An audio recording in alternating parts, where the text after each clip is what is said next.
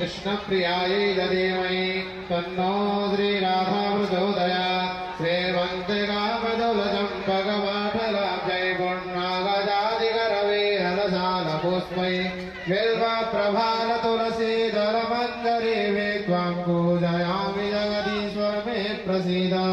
नानासुगन्धपुष्पाणि यथा कालोद्भवानि च पुष्पाञ्जलिर्मया दत्ता ग्रहाणाः परमेश्वर। ना कुछ किया न कर सका ना ही करने योग्य, जो भी किया प्रभु आपने वही करने योग्य। मंत्र पुष्पांजलिं समर्पयामि।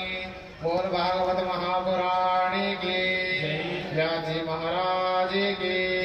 माधवाय नमः। हस्तावृक्षालनं गोविन्दाय नमो नमः। पवित्री धारणा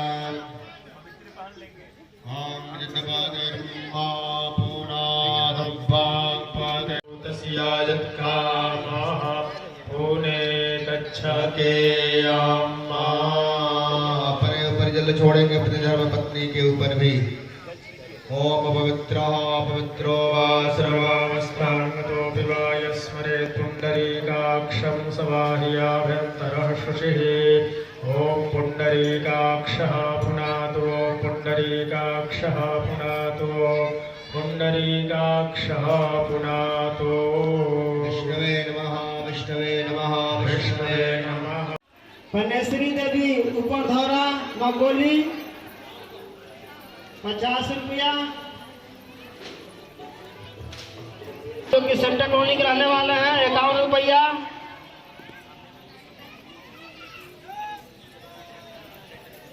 शुभम कुमार सिंह राकेश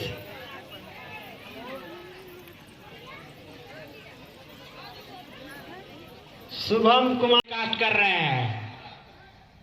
SNS 24 से जो सतेंद्र भैया हैं न्यूज चैनल के वो लाइव टेलीकास्ट कर रहे हैं।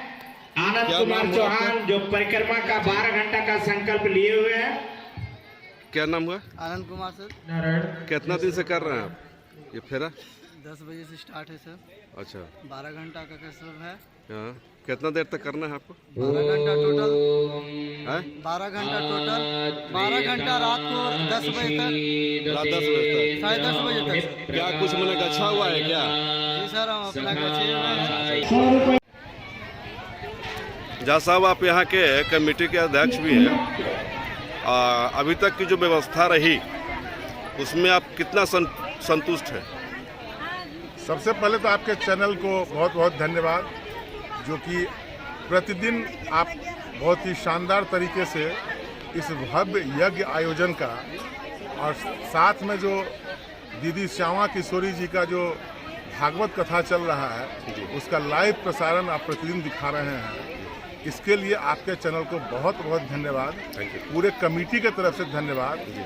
और हमारे कमेटी में खास करके जो खासा योगदान रहा है, जो दिन रात एक किए हुए हैं, जिसमें हमारे मदन श्रीवास्तव हैं, जिसमें हमारे रविशंकर ठाकुर हैं, गणेश यादव हैं, परमात्मा सिंह हैं, इन सब की जो और बहुत सारी टीम है, 50-60 लड़के हैं जो 24 घंटा अनवरत मेहनत कर रहे हैं। और जहाँ तक आयोजन की बात है वो कितना सफल रहा या कितने मतलब हम लोग आप लोगों के एक्सपेक्टेशन पर कितना खरा उतरे, इसका तो मूल्यांकन आप ही कर सकते हैं।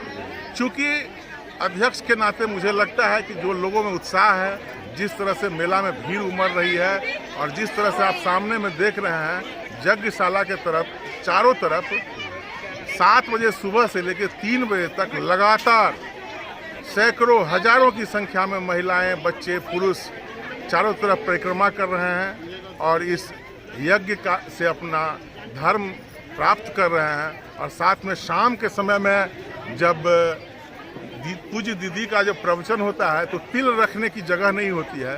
तो इस तरह की भीड़ को देखते हुए मुझे लगता है कि शायद हम लोग जो सोचे थे उसी तरीके से हम लोग कर पाए हैं। मतलब आप ये मानते हैं कि क्षेत्र के लोगों में भक्ति भाव की भावना आप जगाने में सफल रहे? इस क्षेत्र की जनता को बहुत बहुत प्रणाम। इस क्षेत्र की जनता का जो उत्साह है और जिस तरह से इन लोगों ने दान दिया है, जैसा कि हम लोग शुरुआत में जब 2-3 महीने पहले से हम लोग इस चीज़ का प्रोग्राम कर रहे थे तो काफ़ी झिझक थी कि शायद हम लोग जो टारगेट है हम लोगों का कहीं पैसा न कम हो जाए, लेकिन जिस तरह का उत्साह, जिस तरह का दान और लोगों का सहयोग मिल रहा है, आर्थिक सहयोग, साथ में सभी तरह के समाज की जितनी भी लोग हैं, यहाँ आसपास के गांव के लोग, पूरी कॉलोनी का लोग, पूरा पुसरों का लोग, सभी तरीके से तन मन और धन से इस यज्ञ को पूर्ण करने में लगे हुए हैं। इसलिए कमेटी काफ़ी गदगद है और निश्चित रूप से शायद हम लोग सफल हैं। तो लोगों को भक्ति भाव में सफल रहे, भक्ति भाव जगाने में निश्चित रूप से हमें लगता है कि जो लोगों में उत्साह दिख रहा है, कहीं हम लोग शायद कामयाब हैं। और चूंकि हम खुद से नहीं इसका मूल्यांकन कर सकते हैं, बेहतर होगा कि यहाँ की जनता इसका मूल्यांकन करे। आगे क्या योजना है? आगे तो अभी तत्काल कुछ नहीं योजना है। 9 तारीख तक इस समापन को करेंगे। 8 को प्राण प्रतिष्ठा है, फिर भंडारा है, 9 तारीख को हम लोग जागरण करेंगे, फिर उसके बाद आगे का कार्यक्रम फिर हमारी कमेटी तय करेगी। 9 तारीख को जागरण में कौन आ रहा है? जागरण में अच्छे कलाकार हैं, आपको समय से जानकारी दे दी जाएगी आपके चैनल पर। अपने मन को, अपनी वाणी को पवित्र करते हुए हम सभी चलते हैं संकीर्तन की ओर। बड़े भाव से संकीर्तन करेंगे। बिहारी जी के चरणों में इस चंचल मन को लगाएंगे। बिहारी जी से अपने मन को जोड़ेंगे। आइए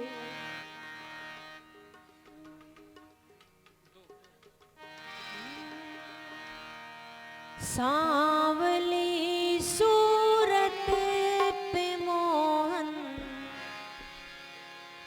दिल दीवाना हो गया।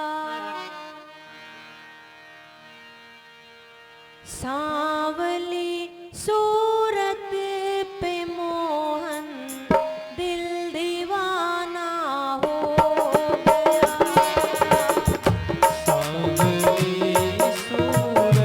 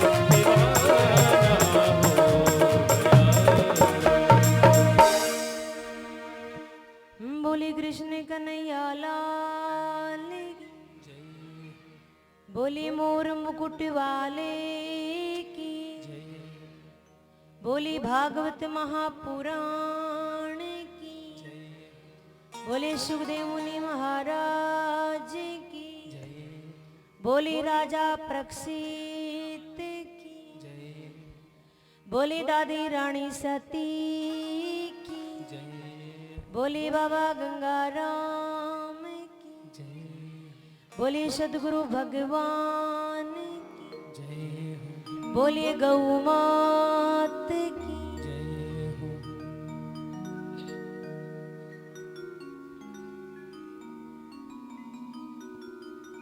आइए कथा में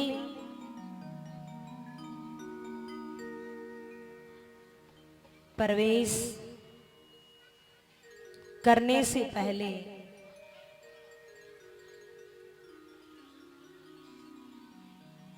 हम आपसे पूछेंगे कि कौन से दिवस की कथा अपन रसपान कर रहे हैं,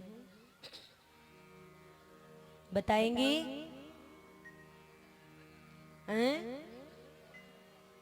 पंचम दिवस की कथा अपन रसपान कर रहे हैं। अच्छा, थोड़ा ये भी बताएंगे कि कल कथा को विश्राम कहाँ दिया था?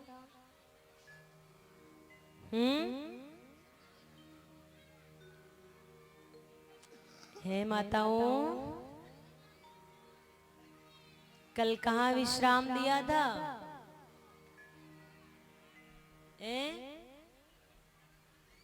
थोड़ी जोर से बोलो महाराज। उस प्रकार से बोलो जिस प्रकार से घर में झगड़ा हो जाता ना पड़ोसन के साथ में, तो तुम्हारा झगड़ा तो गांव के इस कोने में होता है, पता इस कोने में लग जाता है। दारी की बाहर निकलते ने, मैं बताऊं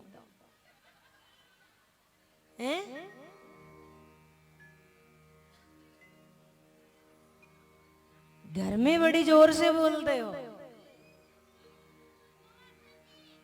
अरे महाराज, वो तो आज होएगा। कल अपने भगवान आए थे अपने बीच में, सभी ने बधाइयां लूटी थी, खुशियां मनाई थी। देखिए, घर में कोई भी उत्सव होता है, खुशी का जब कोई मौका आता है तो हम क्या करते हैं? खुशियां मनाते हैं ना। किसी का जन्मदिन है, किसी की वो शादी की क्या आती है, मनाते हो क्या? वो जो भी आपकी आती है, क्या बोलते हैं उसको, सालगिरह, उसको भी मनाती हैं आप। जो भी खुशी का मौका होता है तो उत्सव मनाते हैं। अच्छा, एक बात बताएंगे, जब आपके घर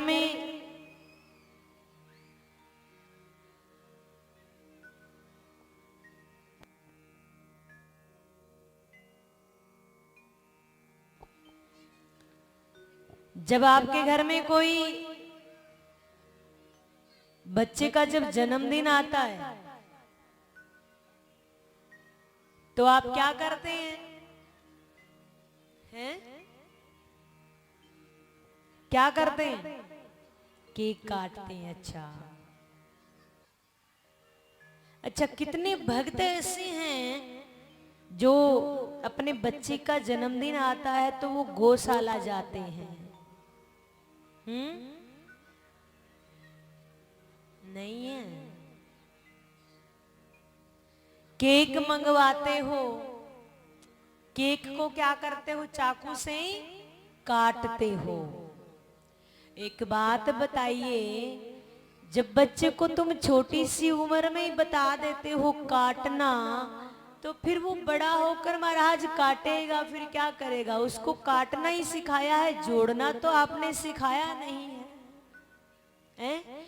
फिर तुम बोलते हो महाराज हमारे तो बहू ऐसी आई है, बेटा ऐसा नालायक निकला है, हमारी सेवा ही नहीं करता है। वो इसीलिए तो निकला है क्योंकि आपने बचपन से उसको जोड़ना सिखाया ही नहीं है, आपने काटना ही सिखाया है, हैं?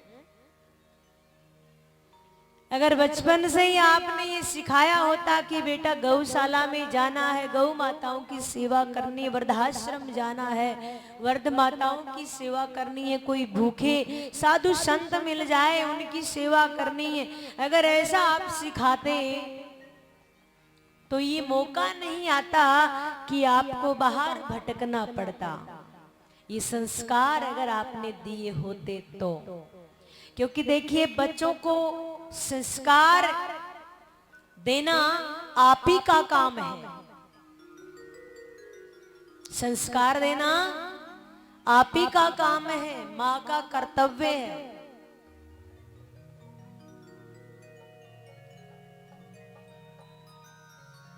आप संस्कार नहीं देंगे तो फिर बाद में तो आपको ही भुगतना पड़ेगा।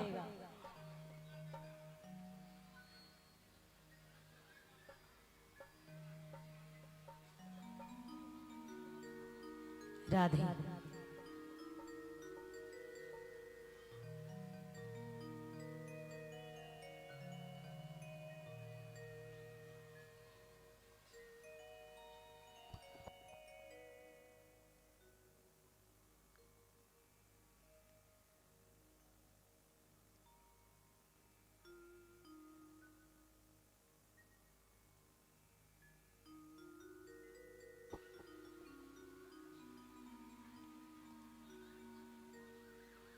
हमारा कर्तव्य बनता है कि हम बच्चों को संस्कार दें।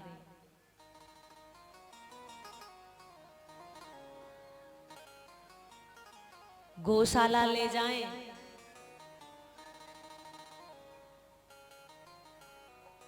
वृद्धाश्रम ले जाएं, उनको सेवा करना सिखाएं। देखिए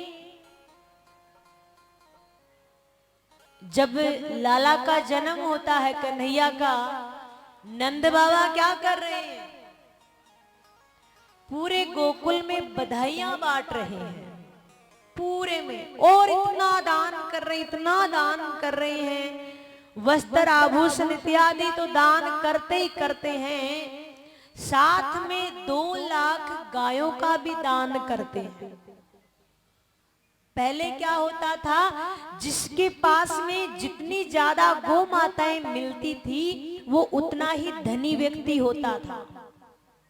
आजकल तो महाराज कोई नहीं रखता है गौ माताओं को, आजकल तो डोली लेने महाराज दूध लेने जावा, कटे दूध लेने हैं, सुबह भी मांगने जावा और शाम ने भी मांगने जावा महाराज,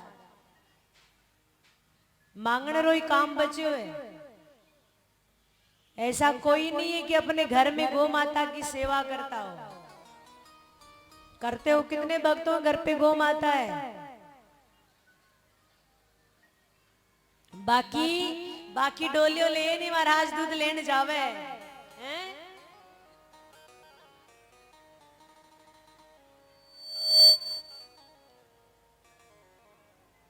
देखिए पहले सबसे धनी व्यक्ति होता था जिसके पास में सबसे ज्यादा गौ माताएं मिलती थी।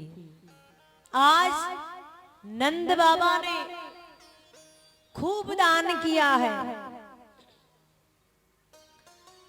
और सभी झूम रहे हैं, सभी गा रहे हैं और सभी खुशियां मना रहे हैं। नंद बाबा के यहाँ लाला भयो है, सभी खुश हैं।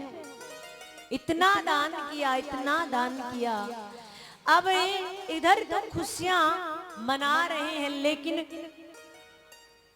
वसुदेव जी जो योग माया को लेकर गए थे,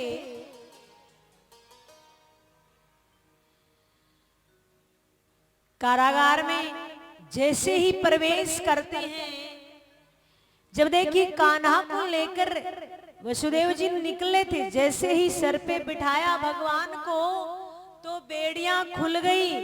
द्वारपाल जो सैनिक थे सभी सो गए, लेकिन अब जैसे ही योग माया को बिठाया है, जैसे ही प्रवेश किया कारागार में, बेड़ियां वापिस लग गई और सैनिक जग गए।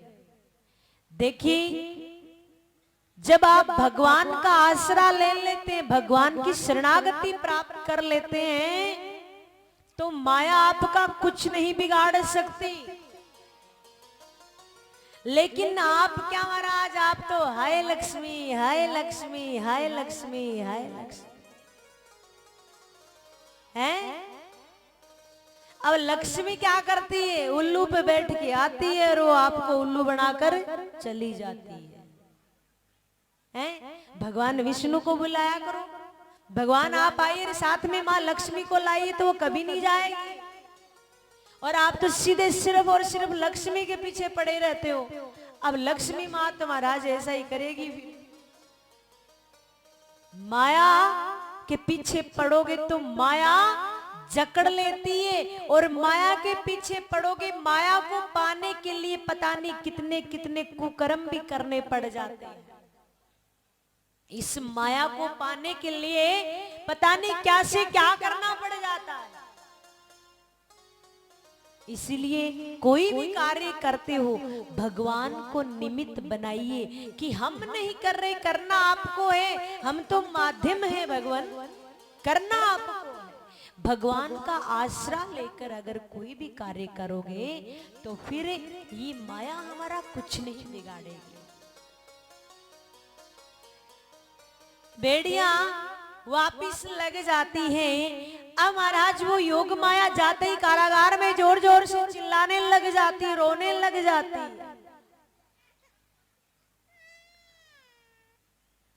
और जैसे वो रोती है, सैनिक जाकर बोलते हैं कंस से कि लड़की हुई है महाराज। कंस एक बार तो सोचता लड़की कैसे हो सकती है? फिर मन में विचार करता कोई ना होगी जो भी है, लेकिन है तो 8वीं संतान। वो उसी प्रकार मारने के लिए चलता जिस प्रकार से पहले की संतानों को मारा था। पांव पकड़कर जैसे ही ऊपर उछालता है मारने के लिए, तो हाथों से छूटकर वो आकाश मार्ग में जाने लग जाती है और आवाज आती है, अरे मूर्ख, मेरे को क्या मारेगा तू? तेरे को मारने वाला कब का ही गोकुल पहुंच चुका है, मेरे को क्या मारेगा? एकदम से घबरा जाता है कंस, ये कैसे हो सकता है? उनके जितने भी दैत्य मित्र हैं सभी को बुलाया जाता है कि ऐसा क्या किया जाए, कौन गोकुल जाए और कौन उस बालक का पता लगाएगा, क्या किया जाए। साथ में पूतना को भी बुलाया जाता है। पूतना कहती मैं जाऊंगी। बोले तू कैसे जाएगी, तू इतनी बड़ी राक्षसी, तेरे को देखकर डर जाएंगे लोग, तेरे को घर में घुसने ही नहीं देंगे, तू कैसे जाएगी? बोला नहीं मैं जाऊंगी और मैं पता लगाऊंगी। बोला ठीक है, तो ऐसा करो 6 महीने से छोटे छोटे जितने भी बालक हैं उन सबको आप मार दीजिए। बोला ठीक है। अब क्या होता है, वो पूतना इतना सुंदर अपना स्वरूप बनाती, इतना सुंदर स्वरूप बनाती है और चली जाती है गोकुल में। जाकर रोज 5-6 बच्चों को वो मार देती है। अब रोज मारती है 5-6 बच्चों को।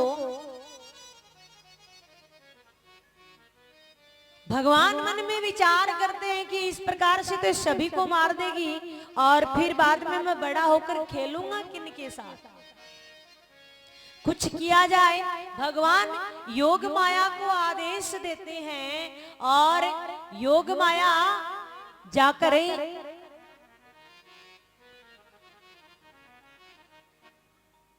पूतना के मस्तक पे बैठ जाती है।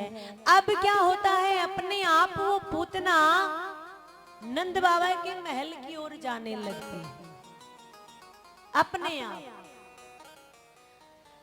इधर यशोदा मैया आंगन में बैठी लाला को दूध पिला रही है। अब पूतना राक्षसी है, चोर है, ये तो है नहीं कि सीधी घर में घुस जाए। वो क्या करती है, खिड़की से देखती है कि बच्चा कहाँ है, बच्चे की माँ कहाँ है, पलना कहाँ है, वो देख रही है। अब इधर से लाला दूध पी रहे हैं। देखिए अलग अलग टीकाकारों का अलग अलग मत है, अलग अलग बता रहे हैं सभी। कोई तो कहते हैं कि देखिए जैसे ही पूतना आती दिखाई दी तो हमारे कन्हैया ने क्या किया, अपने नेत्र बंद कर लिए। क्यों कर लिए?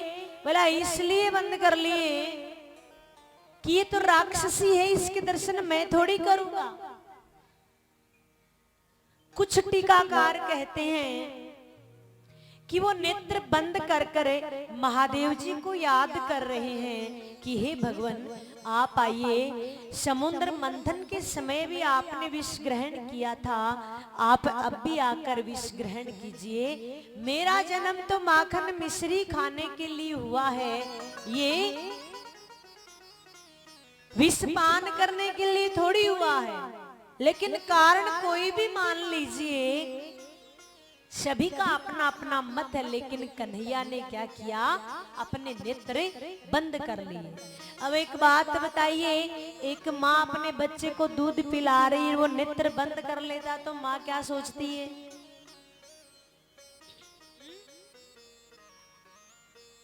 माँ क्या सोचती है कि बच्चा तो सो गया।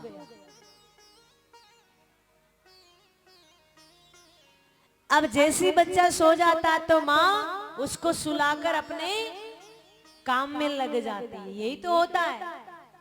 अब यशोदा मैया भी मन में विचार करती है, लाला सो गया, और लाला को पलने में सुला देती है, अपने काम में लग जाती है। इधर से पूतना आती है, लाला को उठाती है और जंगल की तरफ ले जाती है।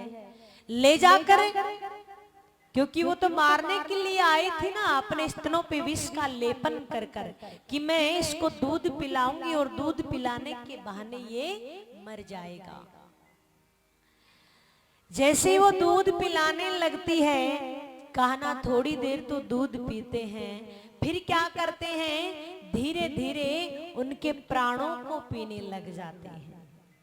जैसे ही उनके प्राणों को पीने लग जाते हैं तो क्या होता है, पूतना को बड़ा कष्ट हो रहा है और बोलती है पूतना, अरे लाला छोड़ मोए, लाला छोड़ मोए, परेशानी हो रही है, पीड़ा हो रही है। लाला कहे मोसी, या तो मैं जल्दी सी पकड़ता नहीं हूं, और पकड़ लेता हूं तो फिर जल्दी सी छोड़ता नहीं हूं। पूतना चिल्ला रही जोर जोर से, अरे लाला छोड़, लाला छोड़।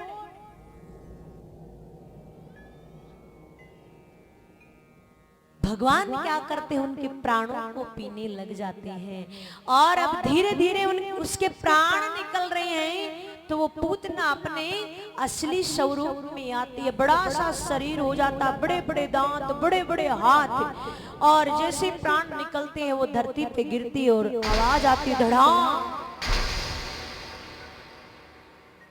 जैसे ही आवाज आती है सभी माताएं दौड़कर अपने अपने पलनों को संभालती है, अपने अपने बच्चों को संभालती है। बच्चे कहाँ हैं, पलना कहाँ है? अब यशोदा मैया भी दौड़कर पलने को देखती है, पलने में लाला नहीं। पलने में लाला नहीं है। मैया घबरा जाती है। अब सभी गोकुलवासी क्या करते हैं, उसी तरफ दौड़ते हैं जहां जिधर से आवाज आ रही है। जाकर देखते हैं बड़ी सी पूतना मोसी लेटी हुई